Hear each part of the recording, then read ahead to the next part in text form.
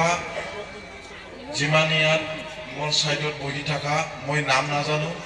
তথাপি মই আজি চিনি পাইছো যে ভালে ভালে নিশ্চয় এই প্ৰগ্ৰামটো হৈ আছে বুলি আমি ভাবো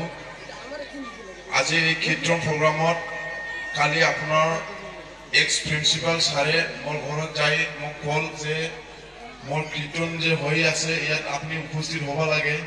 নিশ্চয় ময়ো ভাল লাগিছো ছাৰক মই কোনোদিন লাভ হোৱা নাছিল কিন্তু আজি যে এই প্ৰগ্ৰাম কীৰ্তন প্ৰগ্ৰাম এই প্ৰগ্ৰামত মই লাভ পাইছো আৰু ৰাইজসকল সবকে মই অন্তৰৰ পৰা মই ধন্যবাদ দিছো আৰু যেতিয়ালৈ কয়েকদিন আৰু আছে না অহাকালি আৰু আছে নিশ্চয় অহাকালিলৈকে এই কীৰ্তন প্ৰগ্ৰামটো যাতে ভালে ভালে হৈ যায় মই ভগৱানৰ লগত মই প্ৰাৰ্থনা কৰিছো আজি নিশ্চয় আপোনাৰ গাঁও অঞ্চলত আহি এই ধুৰিবাৰী গাঁও অঞ্চলত আহি মই বহুত ভাল লাগে যে ৰাইজ সকলে লগত মোৰ চেহেৰা আৰু আপোনালোকৰ চেহেৰা মই আজি দেখা পালো নিশ্চয়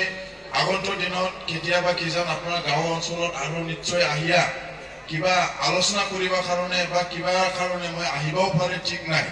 এই কাৰণে মোৰ যে আপোনালোকে যে মোক চাই আছে নিশ্চয় মোৰ চেহেৰাটো আপোনালোকে মনত ৰাখিব যে যাতে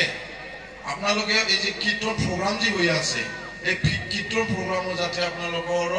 মোৰ যিশুৱে চুম্পামাৰী নাম লৈ যাতে মোৰ কাৰণে ভগৱানৰ লগত প্ৰাৰ্থনা কৰি যাতে মই যিমান দিন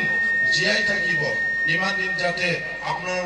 ধুৰিবাৰী হওক বিভিন্ন জায়গাত যায় যাতে ৰাজ্যৰ লগত মিলি যাতে মই কাম কৰিব পাৰো এইটো মই কৈ মই বক্তব্য মই ইয়াতে সামৰণি কৰিলো ধন্যবাদ